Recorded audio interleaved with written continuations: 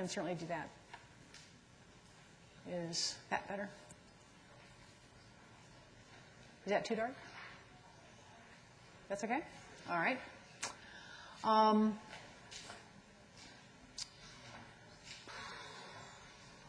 Just a reminder, as I did last time, that our last of the 4-hour exams will be a week from today, Friday.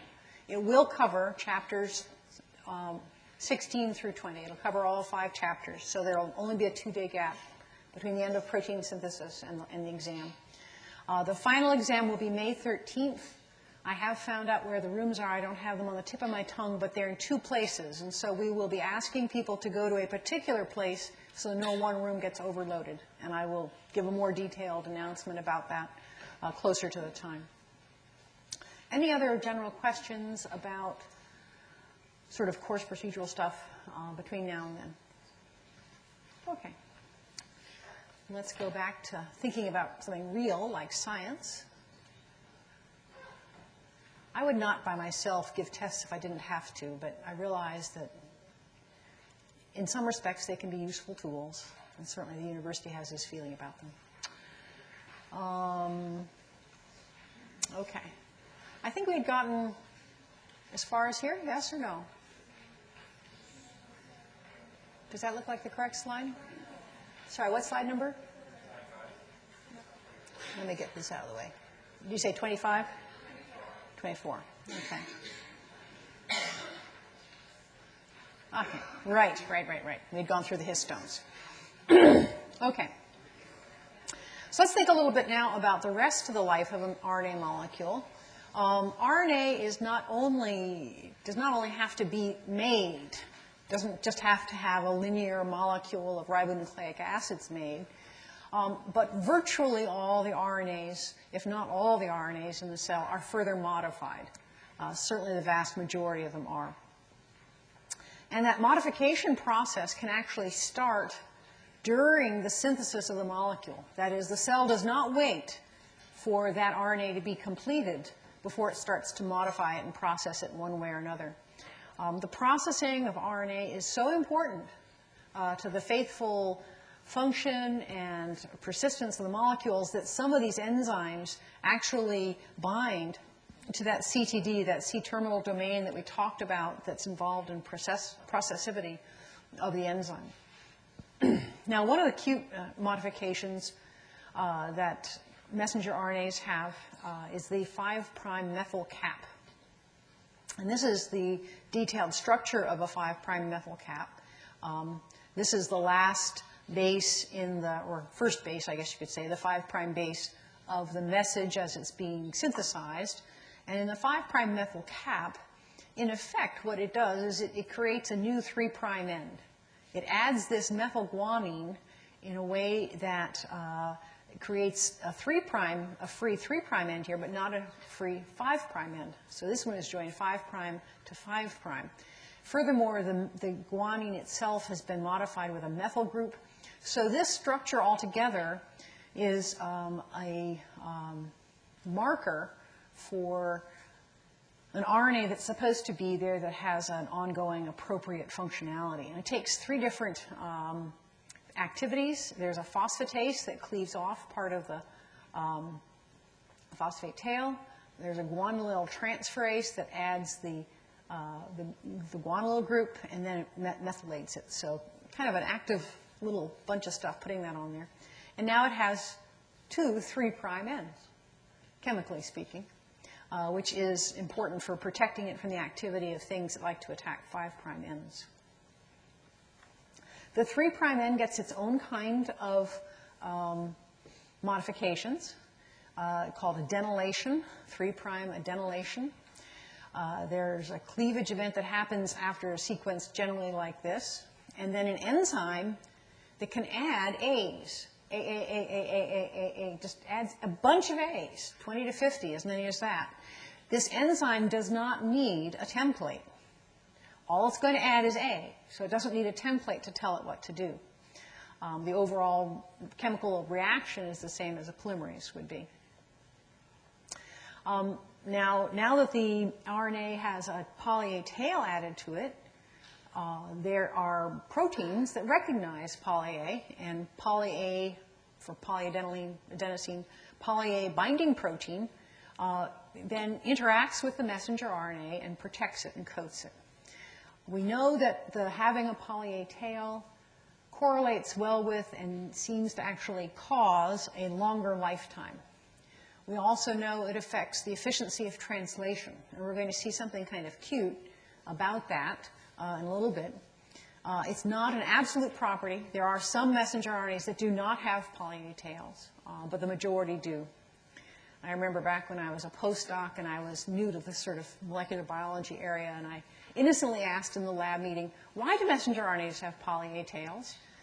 And there was silence in the lab group, and someone said, so we can isolate them in poly-DT columns?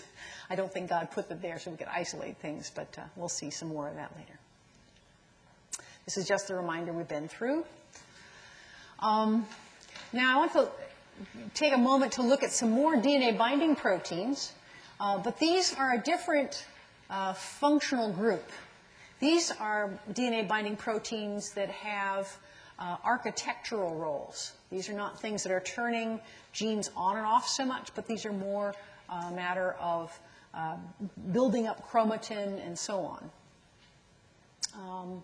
Here's how the TATA binding box protein interacts with the DNA. Here is one called integration host factor, which is a protein that contributes to being able to insert viral sequences into the host DNA. Here's a protein, just a bit of the protein called HMG, which is for high mobility group, the large proteins that are involved in chromatin. Here's a little bit of SRY. SRY is the protein that makes guys guys. This is the gene on the Y chromosome that turns on a whole bunch of other genes that are needed for the male phenotype. And these things have in common with them that they are all binding at the minor groove, in contrast to the earlier set that were involved with turning on specific transcription, which bound at the major groove, where you see sequence variations. Each of these also has the capacity to change the DNA conformation. So you can see here, IHF has literally bent it into a hairpin, but more mild changes in conformation are also seen.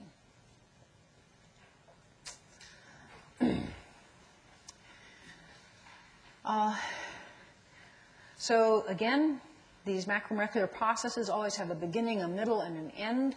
We saw in the case of the DNA synthesis the need for telomeres at the ends of DNA synthesis. RNA synthesis is a little interesting. It's not just enough to stop and sit and not have something happen. That by itself appears to not be enough to actually get the polymerase off of the DNA. When we look in prokaryotes, which had, if you remember, the simpler initiation sequences, about half of those genes have terminator sequences which end up making a hairpin, that they're GC-rich sequences that are sort of a palindrome to themselves. They form up to make a hairpin and then a U afterwards. The end of the story in eukaryotes is a little foggier. We do believe that the CTD of, a domain of this particular factor is needed to terminate transcription, although it's not necessarily needed for processing. Another possibly important one is this cell cycle protein. There are proteins that play a role in tweaking chromatin structure that may contribute to the ability of that polymerase to actually let go and come off. Because if you think about it, DNA is just DNA. How would a polymerase not just keep making more transcript? There is something that's going on there.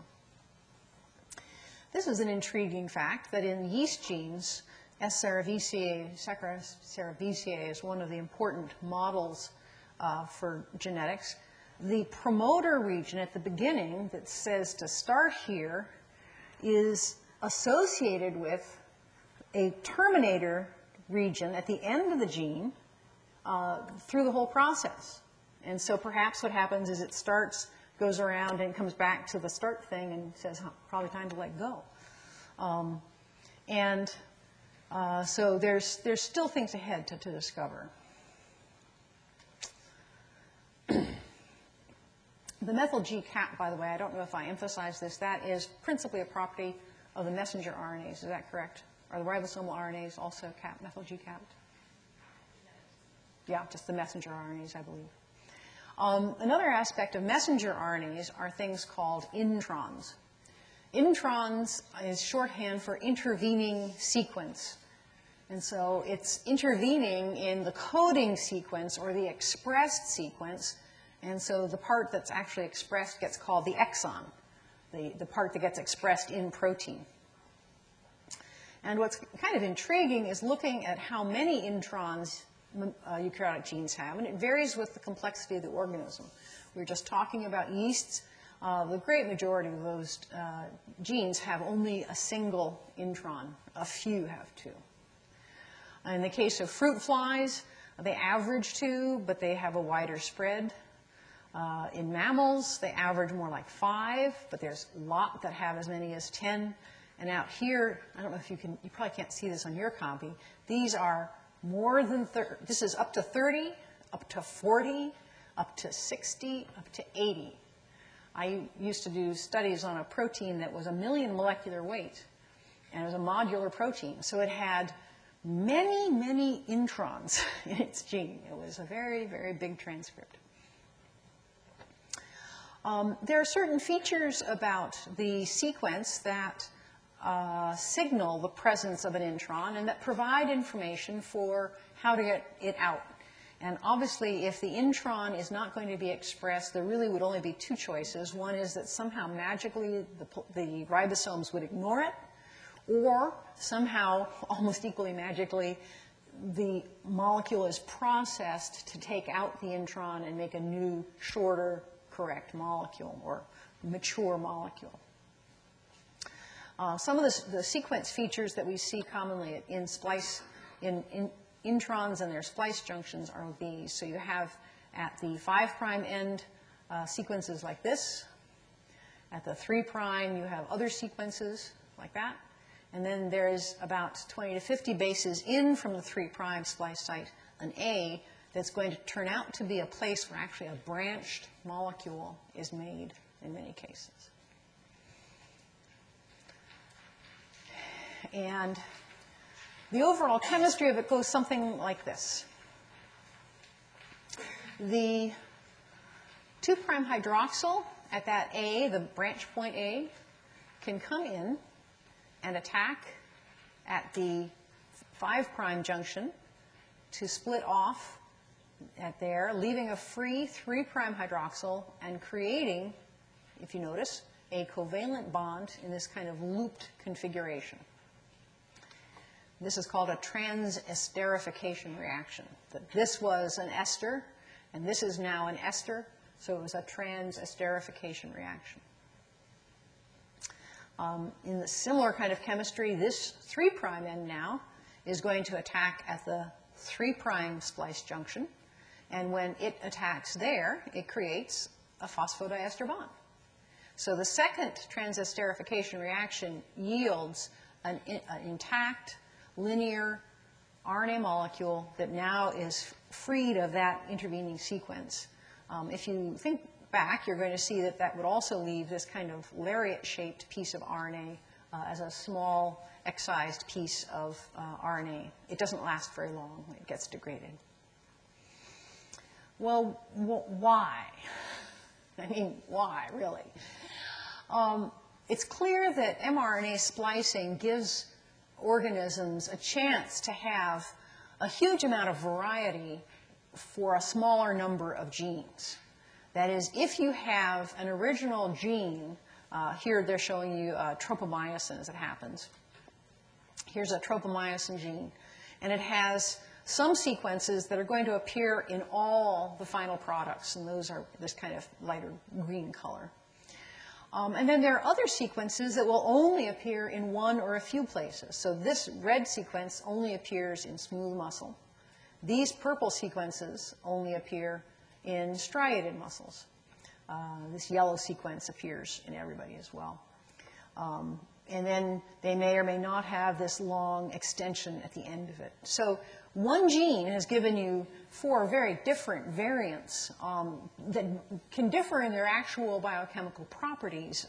So, for example, the muscle tropomyosins are better at polymerizing actin filaments, and they can differ in their regulatory properties and so on. And that allows different tissues to have similar but slightly different forms of things that have variations that are appropriate for the way that tissue behaves. What a muscle needs out of hexokinase is different than what the brain needs out of hexokinase. And so these variants can allow us to have fine-tuning to the exact demands of that particular tissue.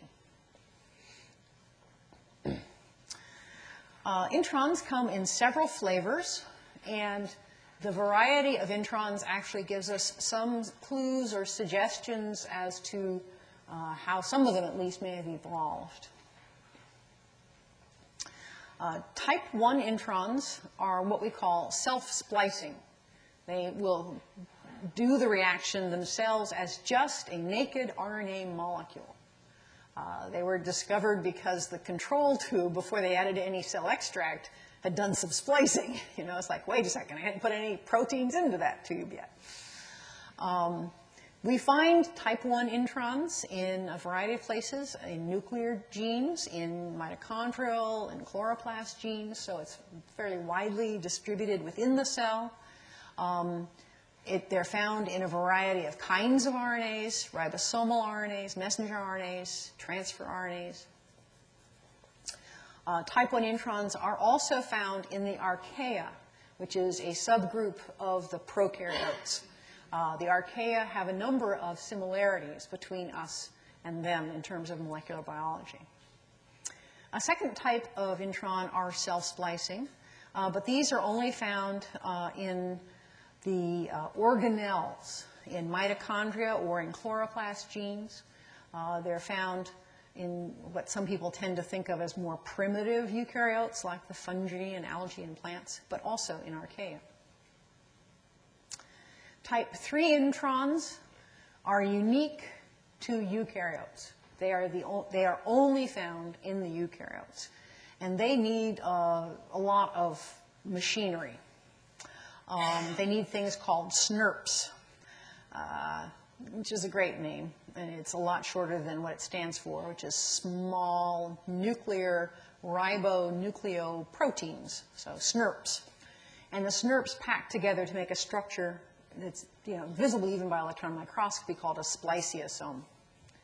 So you can actually make a little machine to carry out this splicing. There's a fourth kind of introns that are only found in transfer RNAs. Their splicing does cost energy and an endonuclease, but not the spliciosome. And this fourth kind is also found in the archaea as well. So this is showing you the general features of the 4 types of introns. Here in group 1 is more or less what you had, actually it's not quite the one we just saw the diagram of, but here's group 1 self-splicing, in which there's an attack from a G to create a free end here, and then that free end attacks to complete an actual transesterification. What's released is just a short piece of RNA. Group 2 is the kind we saw the more detailed diagram of, with an A there that actually is transesterified, and you get this little lariat and a new molecule. The group 3 type that's going to use the SNRPs at the level of the RNA looks like group 2, but it does require the machinery. And then the tRNA splicing is kind of peculiar. You can actually cut out a chunk here, and then you need to actually reactivate one of those ends and use a ligase to close it back up.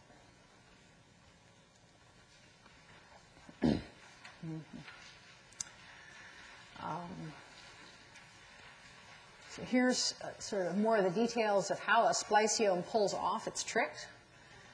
And is there a question? Okay. So here's your RNA polymerase chugging along. There's the DNA helix that's been open enough to start making it. And here is the growing messenger RNA. And this part here is they want to keep, that's an expressed sequence, so that's going to be kept. But this part that's closest to the polymerase is part of an intron. And so this first splice junction, the 5' splice junction, is recognized by, by the U1 SNRP, a small nuclear ribonuclear protein. And this SNRP can recognize that 5' site and bind to it. You can see it's bound here. The polymerase continues to go on transcribing, and the intron continues to emerge from the polymerase. Additional SNRPs bind to stabilize at the branch point that's going to become that part of the lariat. When the 3' end comes out, we get additional SNRPs binding at that end, and others that come in to kind of complete the whole structure and hold it together while it's going to do its job. So it's a fairly complicated dance of things. You can imagine that maybe this much more machinery is needed because eukaryotes have so many more genes going on than prokaryotes do. And so perhaps that's part of why the processing is so Byzantine by comparison.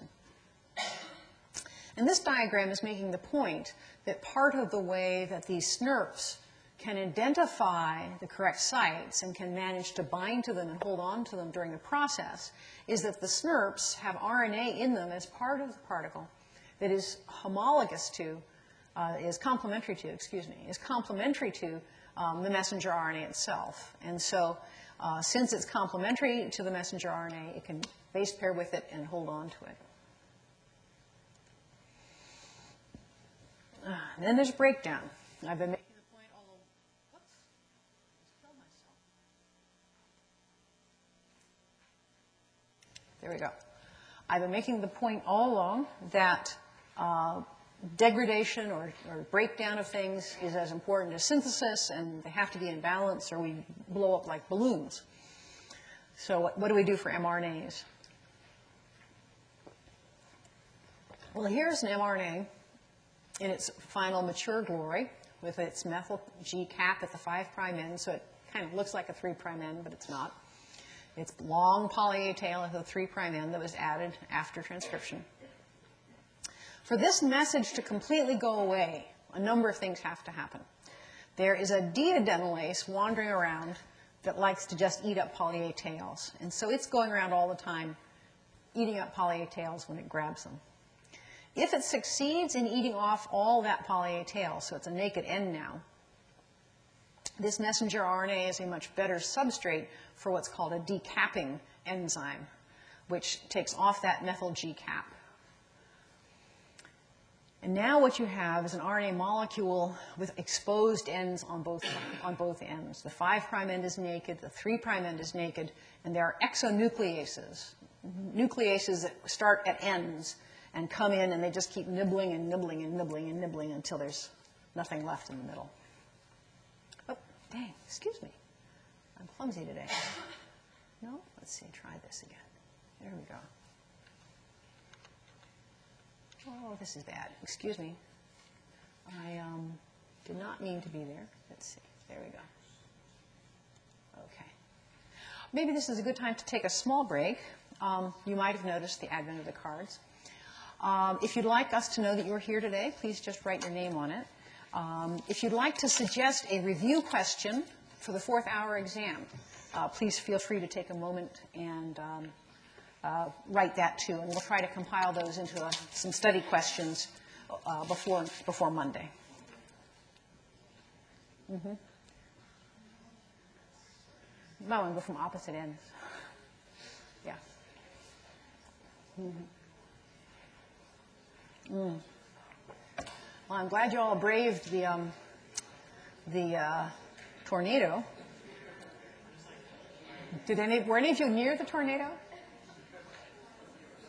Is what? Well, it was to the east of us, I think. I don't think it was ever actually in Iowa City. But, you know, some of you live east of Iowa City. So.